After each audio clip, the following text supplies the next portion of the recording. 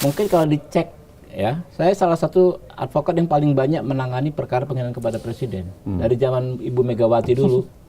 Itu ada pengamen yang membakar foto Ibu Mega, atau komisi ketemu di sini. Iya betul-betul. Pasal-pasal yang kabarnya di pasal 258 ayat 2. Ini kerja jurnalis kan pakai investigasi suka bawa candid kamera. Nah, kemudian itu kan akhirnya disebarkan untuk pemberitaan. Ini bisa kena pasal ini nggak, Bang? Apa tuh? Pasal 258. Ya menyadap apa sih? Sebentar. Itu kan penyadapan. Penyadapan. Tapi untuk kerja-kerja jurnalis? Misalnya kayak jurnalis investigatif gitu maksudnya, Mas Rizky ya? Ya. Saya nggak ngerti ini ya, nggak semua bisa saya jelaskan. Tapi namanya penyadapan segala macam ini tadi acuannya itu lagi. Acuannya tiga pasal awal. 3 pasal itu. Ini kan kita bicara ratusan pasal, Bos. Yes, ya kan ya.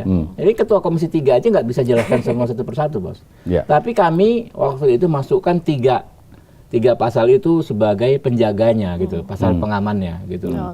Kalau kemudian untuk investigasi, bukan untuk membuat keonaran, kegaduhan dan lain sebagainya, investigasi memberi informasi kepada masyarakat sebagai, apalagi kan jurnalis itu kan dia kerja kan dia ada kode etik, ada standarisasi, kan ada, saya kan teman-teman kan ada yang sering ini tes kompetensi itu, uji kompetensi segala macam, standarisasi, ya kan ada standarisasi kerjanya segala macam, ya nggak bisa kena pasal ini, gitu loh.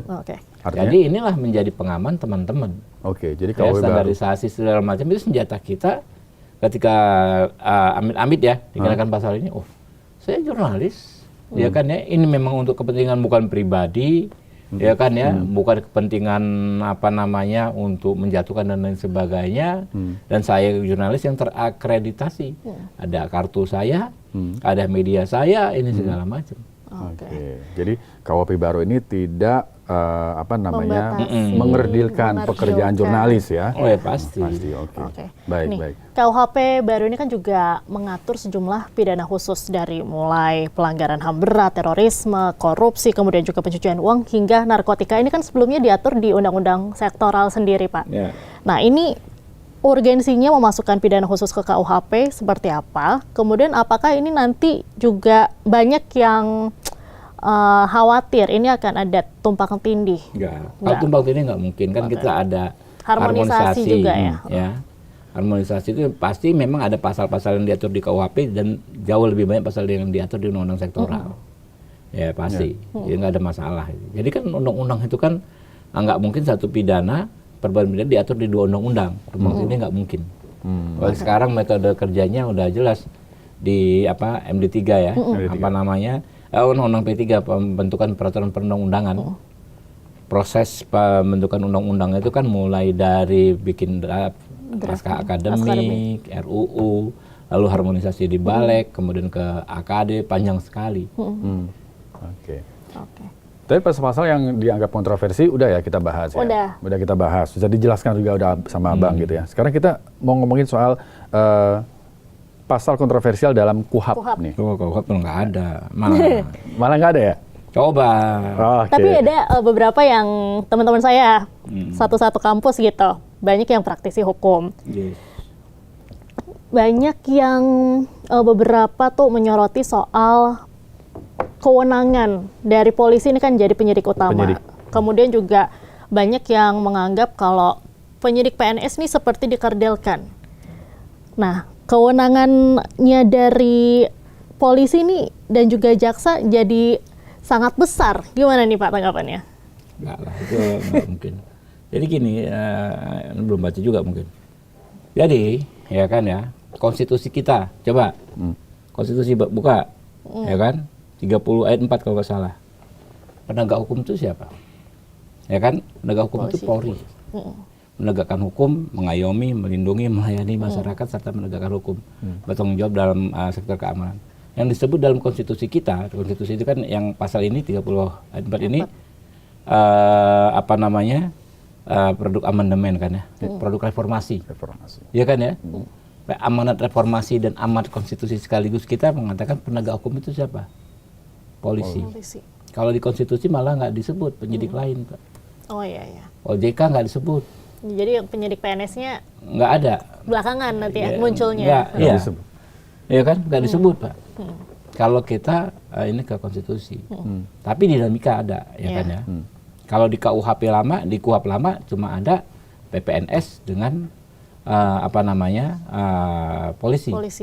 Di KUHP lama, di KUHP lama. Penyidik tertentu kan dia bukan PNS, bukan polisi. Ya. Nggak ada juga kayak OJK itu kan bukan PNS, ya kan ya. Nggak ada juga loh, Pak. Ya kan, kok kenapa sekarang KUHP yang diserang, KUHP baru yang diserang? Lu nggak salahin KUHP lama, nggak salahin konstitusi. Ya kan, kok diperbesar? Memang kewenangan polisi besar. Memang harus besar, Pak. Tanggung jawabnya menegakkan hukum, menjaga keamanan. Kalau toh ada penyidik-penyidik lain sesuai persoalan hukum dan tingkat kesulitan teknisnya, ada misalnya di bea cukai apa segala macam, ya kan kita buka tetap, tapi berkoordinasi. Korwasnya di kepolisian. Iya dong, penegakan hukumnya tanggung jawab konstitusional dia kok. Bukannya memperbesar, justru ini kita justru memperkecil. Kalau kita acuannya adalah de facto seolah-olah memperkecil, tapi enggak juga. Tapi kita pengen semua on the track sesuai dengan relnya. Boleh. Ya kan ya. Ada penyidik lain, tapi memang polisi. Dan penyidik utama itu bukan produk bahasa kami. Bukan produk bahasa Komisi 3 dan pemerintah. Itu produk MK bahasa itu. Uji materi MK mengatakan penyidik utamanya polisi. Iya kan? Nah kita ini kalau merumuskan undang-undang, ya kita rujukannya macam-macam, diantaranya itu juga gitu loh. Jadi nggak ada, mau dari mana, ini memang kayak begitu, sudah seharusnya. Kita ini diferensiasi fungsional. Polisi kita maksimalkan fungsinya, jaksa sebagai penyidik utama, jaksa penuntut tunggal, hakim yang memutus perkara. Nah inilah perannya masing-masing dimaksimalkan dalam KUHP baru. Lagian gini, Bos, ya. Kalau kita bicara KUHP, ya, KUHP itu adalah satu aturan yang mengatur interaksi antara negara dengan warga negara. Ya kan? Di unsur negara ini ada polisi, hakim, jaksa, ya sampai ke pemasyarakatan. Di sini ada warga negara, ada orang bermasalah dengan hukum didampingi advokat. Selama ini situasinya begini. Iya dong, dan KUHP lama, ya kan, orang bermasalah dengan hukum, sudah dia buta hukum, miskin, lemah secara struktural, ya kan, dia berhadapan negara yang superpower, aparatus negara punya lembaga penahanan, punya petugas, punya segala macam. Ya, susah ketika berinteraksi itu dalam undang KUHP yang lama. Nggak bisa didampingi advokat. Itu sering kejadian. Waktu advokat dampingin nggak bisa ngomong, nggak bisa berekspresi, nggak bisa, hanya tugasnya duduk diam dengar, catat. Ya habislah. Orang yang tidak bersalah menjadi bersalah, orang yang salahnya kecil, gradasi hukumannya jadi berat. Iya kan? Dengan KUHP yang lama. Nah, kami ingin membuat situasi yang lebih memberdayakan warga negara. Kami nggak tertarik memindahkan kewenangan antar aparat negara tadi, hakim, polisi, jaksa, atau para penyidik PPNS. Itu urusan mereka, istilahnya gitu kan ya. Yang penting warga negaranya diperkuat. Caranya gimana? Perkuat advokat. Kan yang mendampingi warga negara bermasalah dengan hukum advokat. Nah itu. Nah kalau orang yang paham hukum pidana dan terlibat dalam proses dengan hukum pidana, pasti paham bagaimana cari jalan keluar mengatasi permasalahan hukum. Masalah hukum selama ini kan kayak begitu, karena nggak imbang. Orang ketika dapat masalah hukum, udah stres duluan, Pak. Udah beberapa surat panggilan tuh udah lemes, sudah mati rasa. Karena tahu dia akan nggak berdaya. Tapi dengan sekarang, dia didampingi advokat, dipanggil sebagai saksi, dulu nggak bisa, Pak. Jadi didampingi advokat. Sekarang bisa. Belum saksi aja udah bisa didampingi advokat. Nah, dengan KUHP baru ini, respon dari teman-teman advokat gimana Bang? Ya Anda lihat aja, 100% organisasi advokat menerima kuhab baru. 100%. Iya, saya juga yakin. ditambahin hak imunitas juga. Lain hal. Satu, pertama, apa namanya, bisa mendampingi sejak awal. Jadi gini, Bos. Misalnya dalam kasus makar nih, atau kasus 10 orang ketangkap nih, tuduhan politik lah. Yeah. Diperiksa di ruangan yang berbeda nih, 10 orang nih. 10 orang ini berstatus sebagai saksi, ya tersangka. Ya kan? Saksi satu sama lain, ya juga berstatus sebagai tersangka. Dalam 2 minggu pertama pemeriksaan dipanggil sebagai saksi dulu semuanya. Sebagai saksi nggak boleh dong didampingi pengacara. Yeah. Oh Pak, dia kan tersangka, ya tapi ini pemeriksaan sebagai saksi. Pengacara pakai jas, pakai dasi, cuma nunggu di ruang tamu bawah. Ya kan? Di atas digojlok, Mas. Udah, ngaku aja. Itu si Ali di sebelah udah ngaku, kamu yang mimpin rapatnya. Kamu ini kan. Udah ngaku aja, kasihan si Ali sakit tuh kalau ini segala macam. Injek kakinya aja nih ya. Ya kan? Ada juga dengan injekan. Tapi yang paling halus kan dengan kayak begitu. Dengan teknik penjebakan, pertanyaan menjerat, menggiringan, intimidasi, perlakuan yang tidak menyenangkan, segala macam. Nggak ada saksi, Pak. Cuma dia di ruangan yang lebih dingin dari ini dengan para penyidik. Ya kan? Dalam waktu seminggu terbangun konstruksi perkaranya sesuai keinginan penyidik. Ya kan? Udah selesai konstruksi perkaranya, baru dipanggil sebagai tersangka. Dampingi dong pengacara, advokat. Advokat walaupun mendampingi cuma bisa bisik-bisik dengan kliennya. Nggak bisa argumentasi. Gini. Oh nggak bisa Pak, nggak boleh begitu advokat. Pak, Bapak, saya keluarkan. Bapak, tugas Bapak hanya mendampingi, mencatat. Kalau konstruksi perkara yang sudah ada, ya kan ya. Jadi dia ngomong, ini pemeriksaannya sekarang sebagai tersangka ya. Tetap sama kan dengan pemeriksaan yang kemarin hasilnya. Digongin aja. Jadilah konstruksinya sesuai dengan keinginan penyidik. Udah nggak bisa lagi. Itu pengakuan kamu sendiri waktu di hakim, kamu yang ngaku ini segala macam ini, walaupun tidak sesuai dengan faktanya. Nah ini yang terjadi selama ini, macam-macam, bukan hanya di misalnya makar, di tindak pidana korupsi, di mana segala macam kayak begini, gitu loh. Kalau lebih berat loh, kamu kalau nggak ngaku sebab yang lain ngaku begini, nah, kamu ambil ya, kalau tidak misalnya DPRD. Yang lain udah pada ngaku bahwa semua ngambil. Kalau kamu nggak ngaku, kamu lebih berat.